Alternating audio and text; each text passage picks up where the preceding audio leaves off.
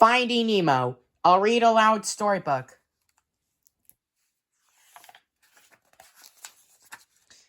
Adapted by Lisa Ann Marcelli. Illustrated by the Disney Storybook artists. Designed by Disney's Global Design Group. Chapter 1. The Drop-Off.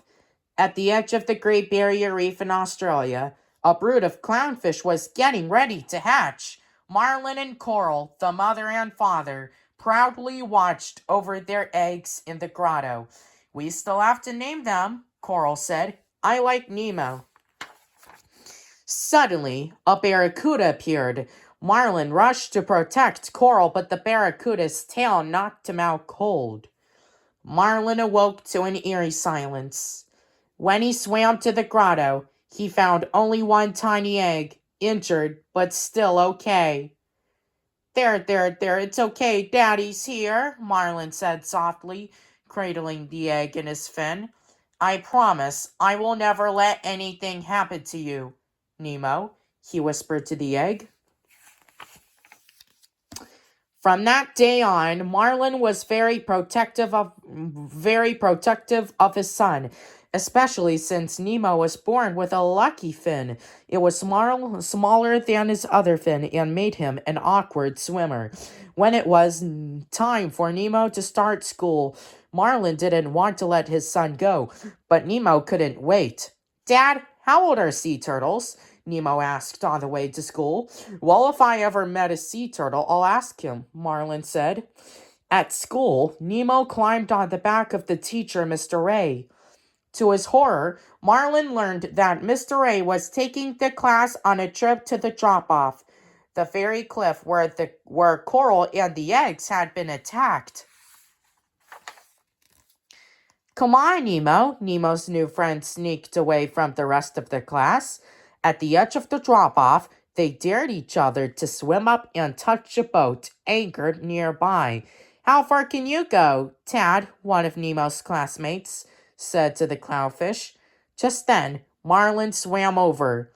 "Nemo, no!" he cried. "Dad, I wasn't gonna go," Nemo said, starting to explain. "You think you could do these things, but you just can't," his father said angrily. "I hate you," Nemo replied.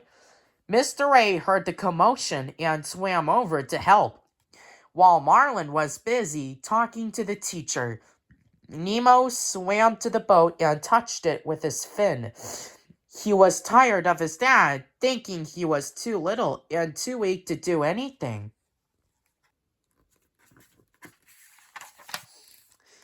When Marlin heard Nemo's classmates shouting, he looked out toward the boat.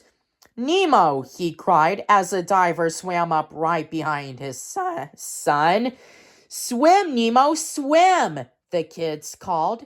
"Daddy, help me, help me!" Nemo cried as the diver scooped him up.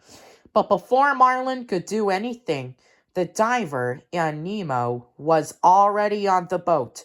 There was no way Marlin could catch up. Marlin swam to a busy underwater passage.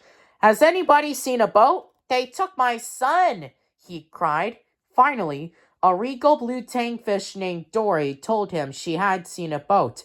"Follow me," she said. But Dory had a problem. She couldn't remember anything for more than a few minutes. When she turned and saw Marlin, she got angry with him. "Stop following me, okay?" she exclaimed. Suddenly, a big shark named Bruce showed up. Bruce took Dory and Marlin to a sunken submarine. Inside was a meeting of sharks who claimed to be vegetarians. Marlin didn't trust them. But then Marlin spotted a diving mask, just like the one worn by the diver who had captured Nemo. "What do these markings mean?" he wondered aloud. "I don't read human." Suddenly, Bruce was overcome with hunger. He chased Dory and Marlin through the submarine, snapping his jaws. The pair raced into a tube that held a torpedo. Marlin and Dory lodged the torpedo in Bruce's mouth to escape. The shark spit it out, and seconds later, it exploded.